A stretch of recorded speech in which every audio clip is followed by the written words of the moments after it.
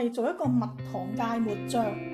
咁我哋會有啲蛋黃醬啦，呢個係原粒嘅芥末啦。咁呢個係蜜糖啦，呢個係香料 tarragon， 咁仲有少少檸檬汁。呢個蜜糖芥末醬咧都可以話係一個百搭嘅醬料嚟嘅。咁佢除咗食魚咧，仲可以食炸雞啦、食肉類啦，或者食沙律咧，佢都好配合嘅。呢個咧係原粒嘅芥末醬，咁你喜歡嘅話，亦都可以溝一啲咧冇粒嘅芥末醬落去都得嘅。1湯匙。咁呢個蛋黃醬咧，我哋都係俾翻同等嘅份量，大約都係1湯匙。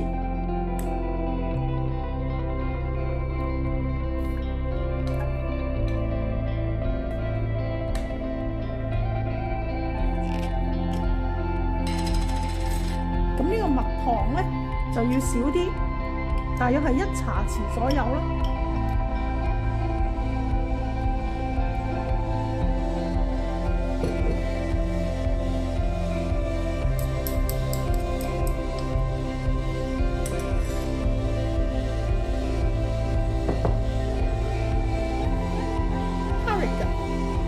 咁落適量啦，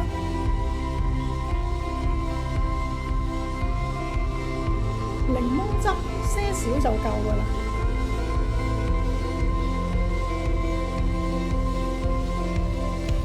鹽啦，我哋要少量。